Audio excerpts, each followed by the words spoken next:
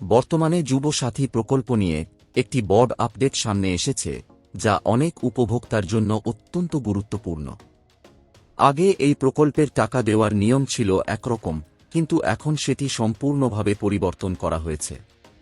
তাই আজকের এই আলোচনায় আমরা খুব সহজভাবে এবং ধাপে ধাপে বুঝে নেব আগে কিভাবে টাকা দেওয়া হতো, এখন কি পরিবর্তন হয়েছে এবং কেন আপনার অ্যাকাউন্টে টাকা আসছে না বা অন্য অ্যাকাউন্টে আসছে। প্রথমেই যদি আমরা আগের নিয়মের কথা বলি, তাহলে দেখা যেত যে যখন কেউ যুব সাথী প্রকল্পের জন্য আবেদন করতেন, তখন ফর্ম ফিল আপ করার সময় একটি নির্দিষ্ট ব্যাংক অ্যাকাউন্ট নম্বর দিতে হতো। সরকার সেই অ্যাকাউন্ট নম্বর অনুযায়ী সরাসরি টাকা পাঠাত। অর্থাৎ আপনি যে অ্যাকাউন্টটি দিয়েছেন সেই অ্যাকাউন্টেই টাকা জমা হতো। এই পুরো প্রক্রিয়াটি সরাসরি ট্রান্সফার ব্যবস্থার মাধ্যমে পরিচালিত হতো এবং এটি সম্পূর্ণ নির্ভর করত আবেদনকারীর দেওয়া তথ্যের উপর। ফলে অনেক সময় ভুল অ্যাকাউন্ট দেওয়া হলে বা অ্যাকাউন্ট বন্ধ থাকলে সমস্যা তৈরি হতো। কিন্তু বর্তমানে এই নিয়মে একটি বড় পরিবর্তন আনা হয়েছে। এখন আর ফর্মে দেওয়া ব্যাংক অ্যাকাউন্টকে প্রাধান্য দেওয়া হচ্ছে না। পরিবর্তে সরকার এখন আধার সিড করা ব্যাংক অ্যাকাউন্টে ডিবিটির মাধ্যমে টাকা পাঠাচ্ছে। সহজ ভাষায় বললে, আপনার আধার কার্ডের সাথে যে ব্যাংক অ্যাকাউন্টটি সক্রিয়ভাবে যুক্ত রয়েছে সেই অ্যাকাউন্টেই এখন যুব সাথী প্রকল্পের টাকা পাঠানো হচ্ছে। এই পদ্ধতিটি আধার ভিত্তিক সরাসরি অর্থপ্রদান ব্যবস্থার অন্তর্ভুক্ত, যেখানে একজন ব্যক্তির আধার নম্বরকে কেন্দ্র করে তার ব্যাংক অ্যাকাউন্ট নির্বাচন করা হয়। এই নতুন ব্যবস্থার কারণে অনেকেই লক্ষ্য করছেন যে আগে যে ব্যাংক অ্যাকাউন্টে টাকা আসত, এখন সেই অ্যাকাউন্টে না এসে অন্য একটি ব্যাংক অ্যাকাউন্টে টাকা ঢুকছে। বিশেষ করে যাদের একাধিক ব্যাংক অ্যাকাউন্ট রয়েছে, তাদের ক্ষেত্রে এই পরিবর্তনটি আরও স্পষ্টভাবে বোঝা যাচ্ছে। এর মূল কারণ হল আধার সিডিং এবং এনপিসিআই ম্যাপিং ব্যবস্থা।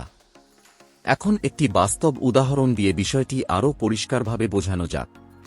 ধরুন, আপনি যখন যুব সাথী প্রকল্পের জন্য আবেদন করেছিলেন, তখন একটি নির্দিষ্ট ব্যাংক অ্যাকাউন্ট নম্বর দিয়েছিলেন এবং সেই অনুযায়ী প্রথম কিস্তির টাকা সেই অ্যাকাউন্টে পেয়েছিলেন। কিন্তু বর্তমানে আপনার আধার কার্ড যদি অন্য একটি ব্যাংক অ্যাকাউন্টের সাথে যুক্ত থাকে এবং সেটি যদি প্রাইমারি হিসেবে সেট করা থাকে, তাহলে পরবর্তী কিস্তির টাকা সেই অ্যাকাউন্টেই জমা হবে।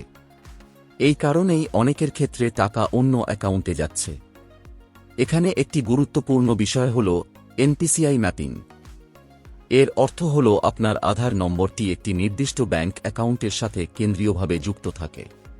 আপনি একাধিক ব্যাংকে আধার লিঙ্ক করে রাখতে পারেন, কিন্তু এনপিসিআই সিস্টেমে যেটি প্রাইমারি হিসেবে সেট করা থাকে, টাকা সবসময় সেই অ্যাকাউন্টেই যাবে।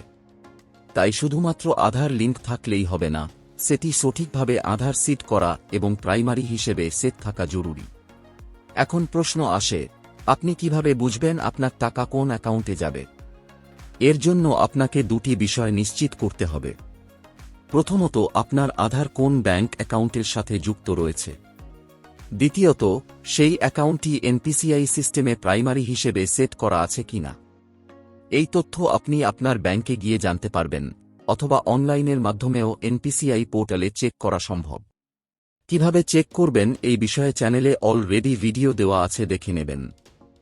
অনেকেই ভাবছেন এই নতুন নিয়মে কোনো সমস্যা হবে কিনা। বাস্তবে এই ব্যবস্থা অনেক বেশি নিরাপদ এবং স্বচ্ছ। কারণ এতে ভুল অ্যাকাউন্টে টাকা যাওয়ার সম্ভাবনা কমে যায় এবং প্রতারণার ঝুঁকিও কমে যায়। তবে যদি আপনার আধার ভুল কোনো অ্যাকাউন্টের সাথে যুক্ত থাকে, অথবা ব্যাংক অ্যাকাউন্টে ডিবিটি বা এনপিসিআই লিঙ্ক না থাকলে, অবশ্যই সেটি সংশোধন বা লিঙ্ক করা জরুরি। আপনি যদি ভবিষ্যতে নির্দিষ্ট কোনো ব্যাংক অ্যাকাউন্টে টাকা পেতে চান, তাহলে সেই অ্যাকাউন্টে আধার সঠিকভাবে যুক্ত করতে হবে এবং সেটিকে প্রাইমারি হিসেবে সেট করতে হবে। এর জন্য আপনি আপনার নিকটবর্তী ব্যাংক শাখায় গিয়ে আবেদন করতে পারেন, অথবা অনলাইনের মাধ্যমে এনপিসিআই পোর্টালে এই কাজটি করতে পারবেন। সাধারণত কয়েকদিন আগেই এই পরিবর্তন কার্যকর হয়েছে। এখানে একটি বিষয় খুব পরিষ্কারভাবে বুঝে নেওয়া দরকার, আধার লিঙ্ক এবং আধার সিডিং এক জিনিস নয়। আধার লিঙ্ক মানে হল আপনি আপনার ব্যাংক অ্যাকাউন্টের সাথে আধার নম্বর যুক্ত করেছেন। এটি আপনি একাধিক ব্যাংক অ্যাকাউন্টে করতে পারেন। কিন্তু শুধু লিঙ্ক করলেই টাকা আসবে এমন কোনো নিশ্চয়তা নেই। অন্যদিকে আধার সিডিং মানে হল আপনার আধার নম্বরকে একটি নির্দিষ্ট ব্যাংক অ্যাকাউন্টের সাথে প্রাইমারি হিসেবে সেট করা। এই সেটিংটি এনপিসিআই সিস্টেমের মাধ্যমে করা হয় এবং সরকারি যে কোনো প্রকল্পের টাকা শুধুমাত্র এই সিট করা অ্যাকাউন্টেই পাঠানো হয়। ধরুন আপনার দুটি ব্যাংক অ্যাকাউন্ট আছে, আপনি দুইটিতেই আধার লিঙ্ক করেছেন, কিন্তু সিট করা আছে একটি নির্দিষ্ট ব্যাংকে। তাহলে টাকা সবসময় সেই সিট করা ব্যাংক অ্যাকাউন্টেই যাবে, অন্যটিতে নয়। সবশেষে বলা যায়, যুব সাথী প্রকল্পের এই নতুন নিয়মটি সকলের জন্য জানা অত্যন্ত জরুরি। কারণ এখন আর শুধু ফর্মে দেওয়া অ্যাকাউন্ট নয়, বরং আপনার আধারযুক্ত ব্যাংক অ্যাকাউন্টই নির্ধারণ করবে আপনি কোথায় টাকা পাবেন। তাই যদি আপনার টাকা অন্য অ্যাকাউন্টে এসে থাকে, তাহলে চিন্তার কোনো কারণ নেই। এটি সম্পূর্ণ নতুন নিয়ম অনুযায়ী হয়েছে।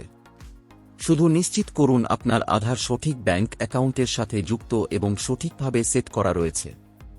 ভিডিওটি যদি আপনার কাজে লাগে, তাহলে অবশ্যই লাইক করবেন, শেয়ার করবেন এবং এই ধরনের গুরুত্বপূর্ণ তথ্য পেতে আমাদের চ্যানেলটি সাবস্ক্রাইব করতে ভুলবেন না।